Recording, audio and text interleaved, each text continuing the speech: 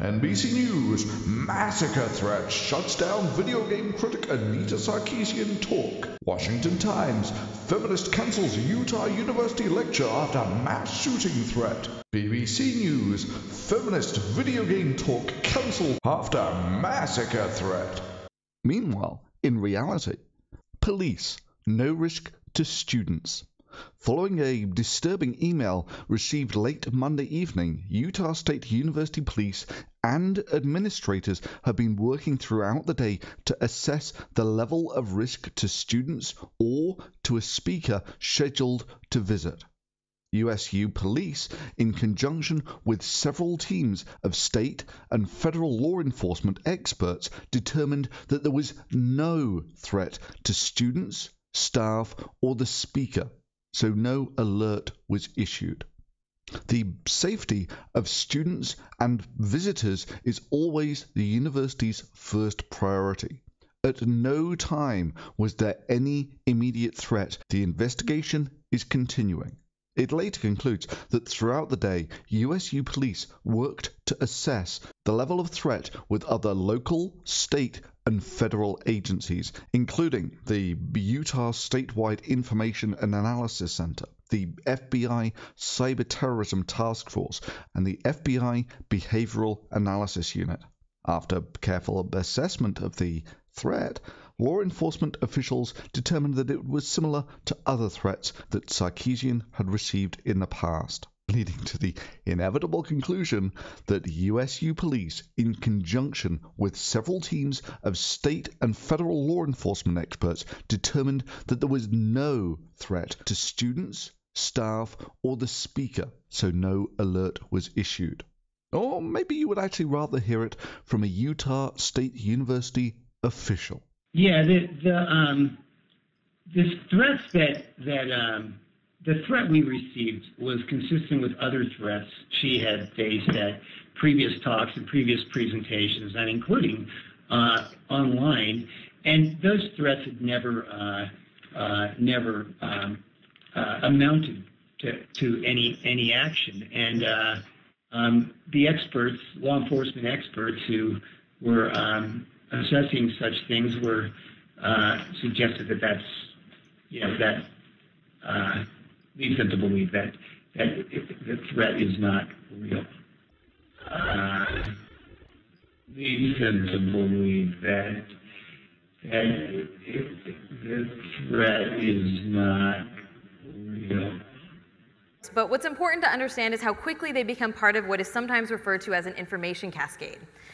Information cascades occur when people rapidly repeat or share information from others without first verifying its validity. As the disinformation spreads through social media, it takes on a life of its own. It's bouncing from Twitter to Facebook to Tumblr to YouTube and back again.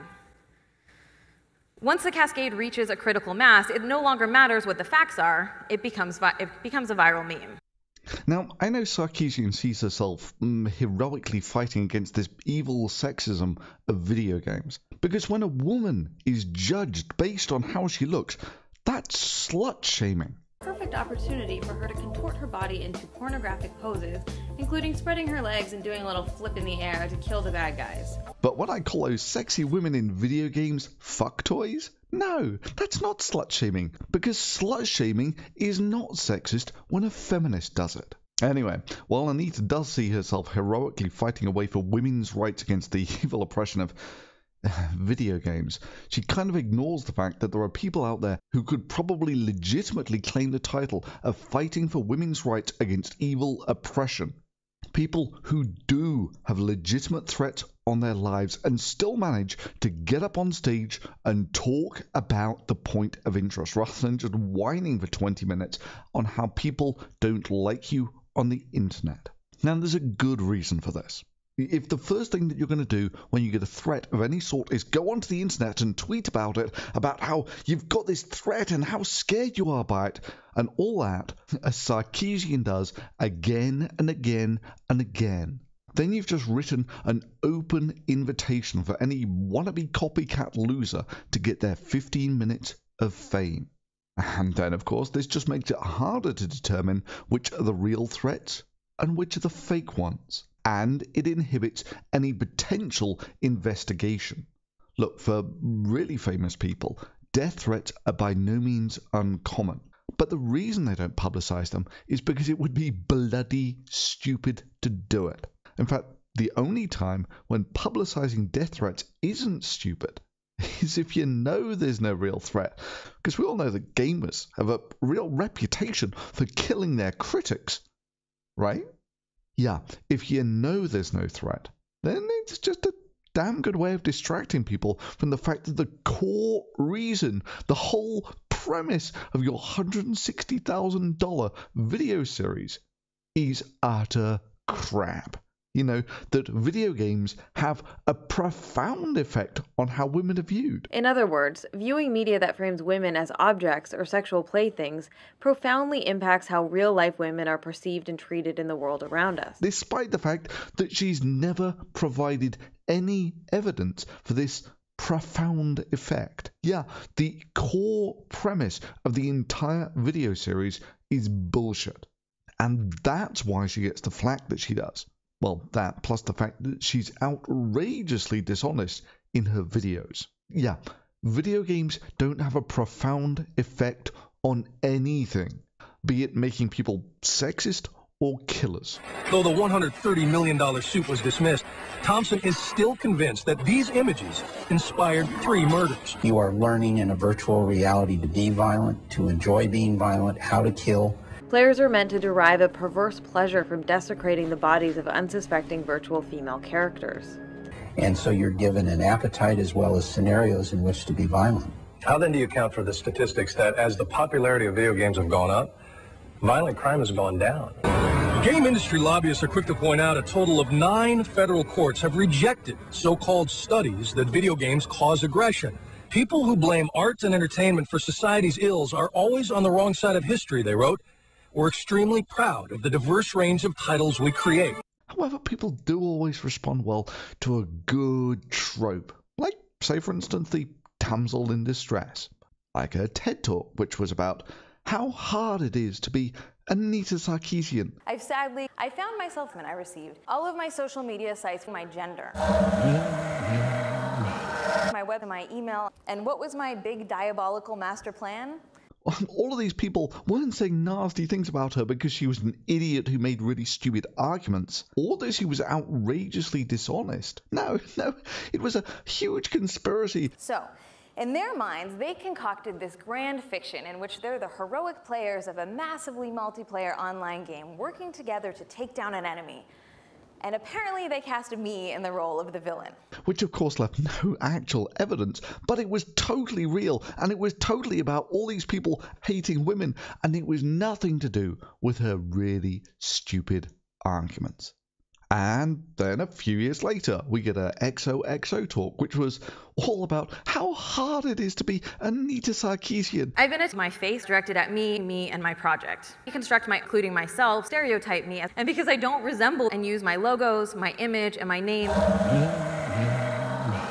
Somehow I embezzled money. I'm still getting hate mail about this a year later. And it really wasn't that all of these people thought that she was an idiot who made really stupid arguments. No, it was a huge conspiracy. I've been made into something of a folk demon by some very angry men. They have figuratively and literally concluded that I'm some kind of Disney villain who is personally responsible for the ongoing transformation of the gaming industry. For which there was no actual evidence. No, it was totally because all of these gamers hated women. Yeah, right.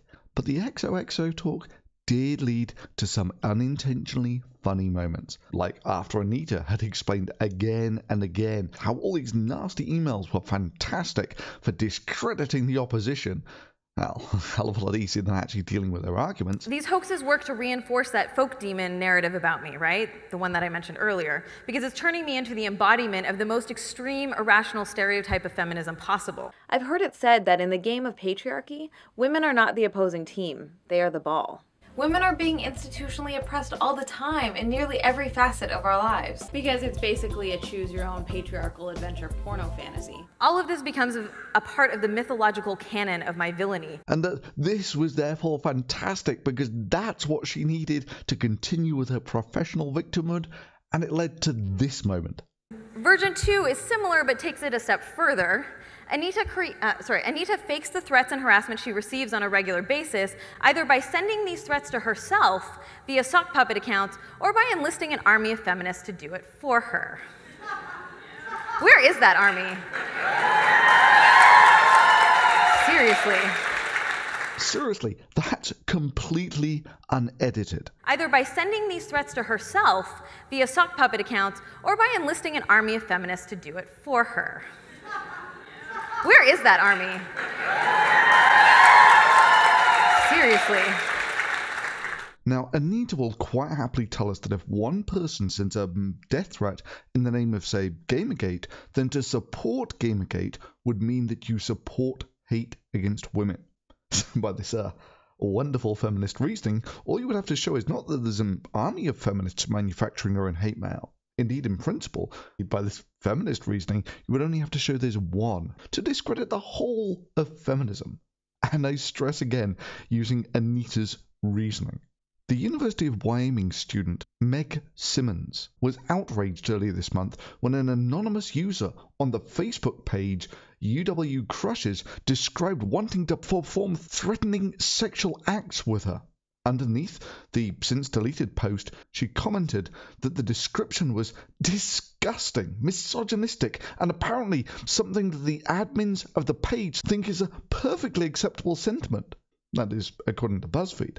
Now, police allege that she wrote the post herself in a social media hoax. Simmons, 28, who is an award-winning liberal blogger, was issued a citation Monday for interference and is facing up to a year in prison and a fine of up to $1,000. She is set to appear in court, yada yada yada. Her police citation reads that she admitted to making the controversial post on UW Crush's webpage and then lied about not doing it. Here is the Facebook post the police say was written by Simmons, per the Examiner. I want to hate fuck Meg Lanker so hard. That chick that runs her liberal mouth all the time and doesn't care who knows it. I think it's hot and it makes me angry. One night with me and she's going to be a good Republican bitch. The post led to a campus protest against rape culture, and an investigation by the police eventually led the police to Simmons.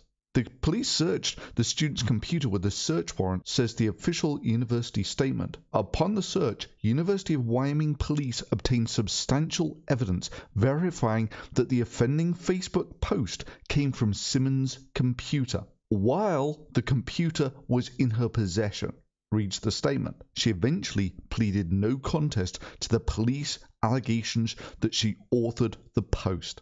What you might find even more interesting is this award-winning liberal blogger has a post up about Anita's death threats. After threats against her life, Anita Sarkeesian cancelled an upcoming talk at Utah State University. Gamergate trolls are celebrating on Twitter while simultaneously dismissing the threats as nothing. Does this read like nothing to you? I will write my manifesto in her spilled blood, and you will all bear witness to what feminist lies and poisons have done to the men of America. The email author threatened to murder feminist women indiscriminately in a mass shooting, and because carrying guns on campus outweighs the right of students and guests to be safe, Anita Sarkeesian cancelled her talk. But we shouldn't feel threatened, right? Because it's just the internet, right?